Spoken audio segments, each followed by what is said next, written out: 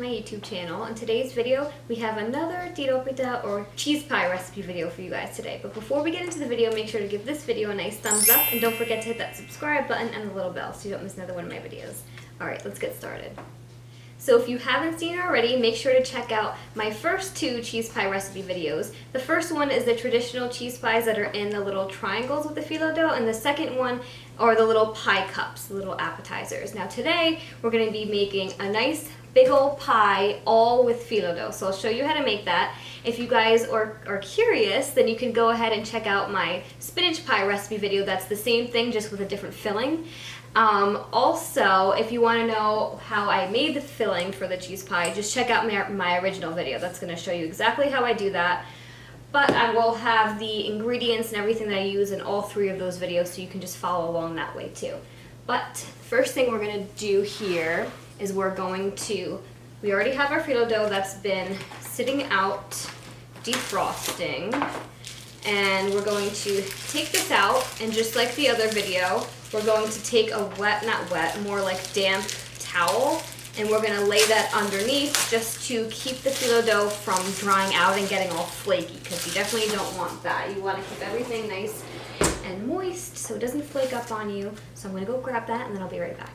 So all I do is just take the faucet on the little kind of like spray shower type setting, just spray that around a little bit, and then I twist out all the excess water. Now the reason you don't want this to be wet is because that's just going to make your dough just be very soggy and mushy, and you're not going to be able to work with it. So just going to start rolling this out. Very delicate.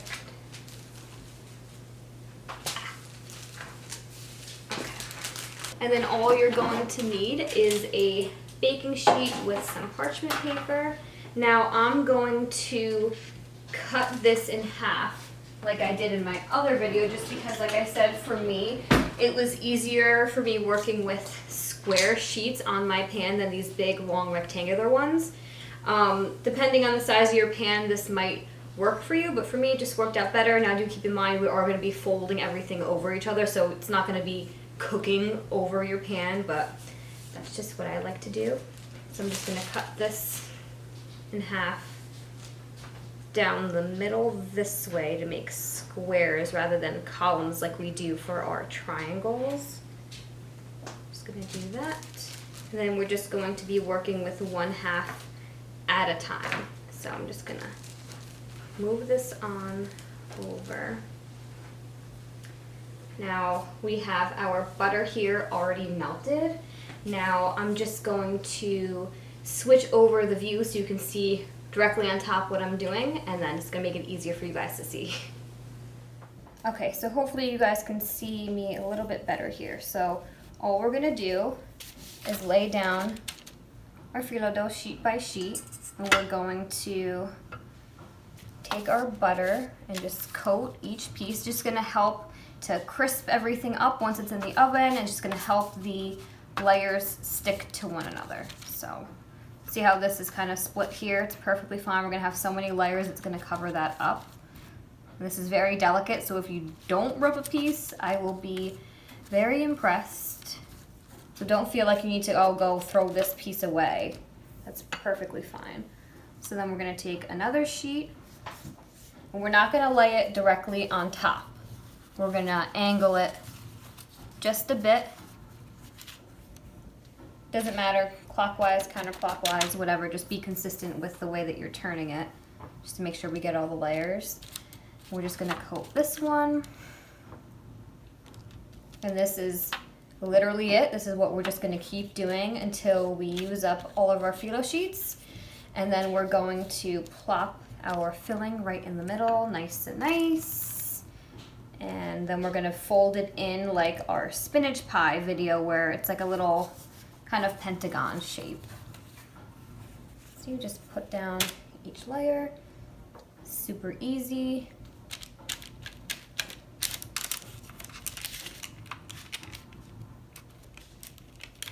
This is something that if you wanted to, you could even get kids involved in. If you want to just put down the sheets and let them take the little brush and put the butter on it, something like that if you want to involve them.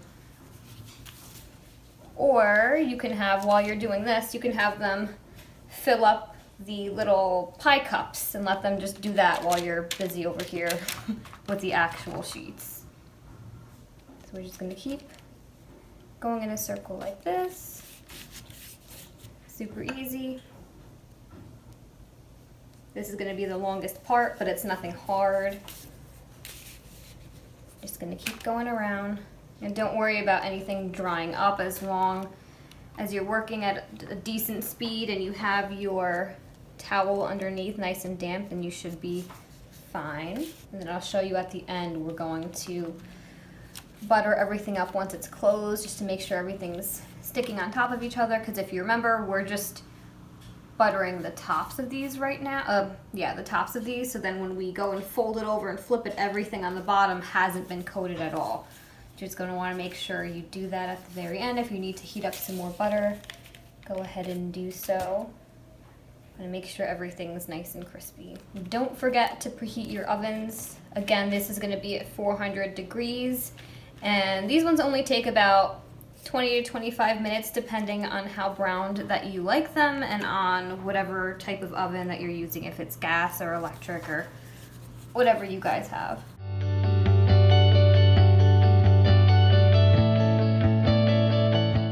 Alright, so I'm making this one a little bit wider than I did the previous one, just making it a little bit bigger because I have a good amount of filling still left. And we're done with our first half of our sheets. This is the one like last time that was directly on top of the towel. Oh, we saved this one. We can use it. Last time it was a little bit of a major fail, but it's okay. It's just when it's the first layer that's laying directly on top of the towel is just going to be super moist like that. So what I typically like to do is just leave it on the actual plastic that it comes with and then work from there.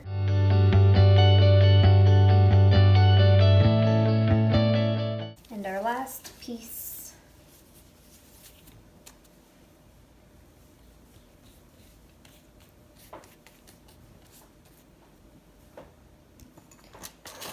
So now all we're going to do is take our filling, just put that right in the center.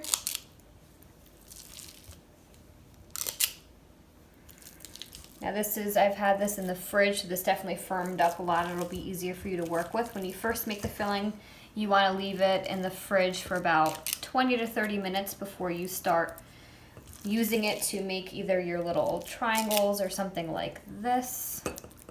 It'll be a lot easier for you guys to work with. Now remember, we want the center of this to be exposed. There's a little mat. You want the center of this to be exposed. You're going to put this right in the middle and fold all the layers over it, making sure that you don't cover the filling completely. Now this is nice to have with dessert or an appetizer.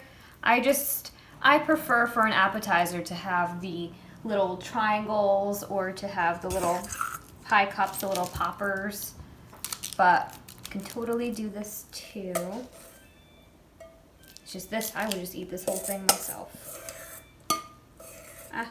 We're just gonna we'll use what we've got here and we'll fold it over. Oh, so good. Okay. All we're going to do is just fold this over to create like a little pentagon shape.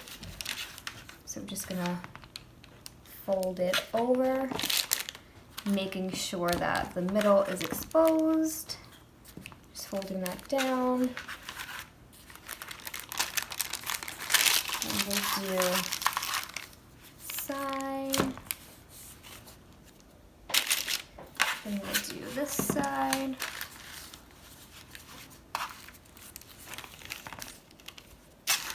Fold this up and over.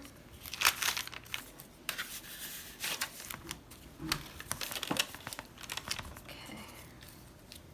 Make sure our middle is nice and exposed. Okay, so you should have something that looks like this. Doesn't have to be perfect. And then all you're gonna wanna do is take whatever butter you have left and just brush that on top just to get this nice and brown. Make sure to get the sides, because remember we didn't do the underneath of the layers, we only did on top.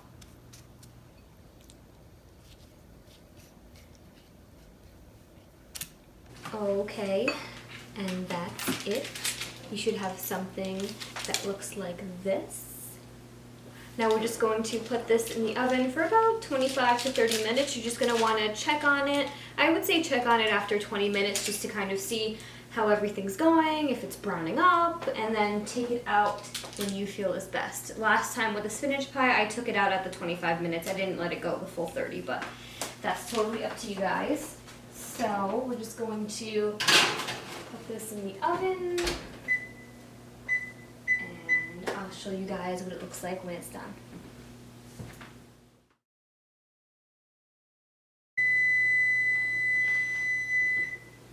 Okay. Let's see how we're looking. Oh, good God.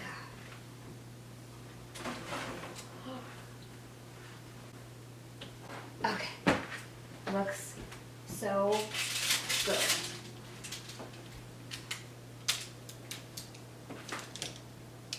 I can't even. Okay. So I put it in there again for the 25 minutes, just like with the spinach pie. And can you see how golden brown that is? Now you can totally leave that in longer if you'd like. I like it just like this.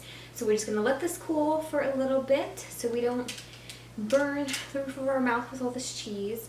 And then I'm gonna come back and we're gonna try some.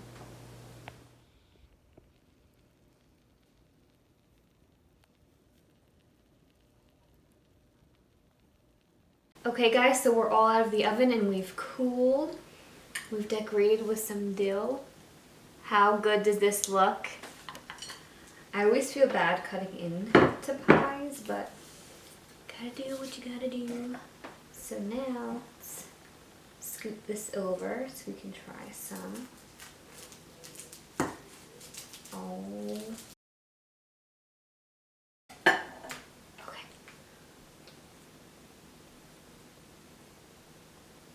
My little triangle.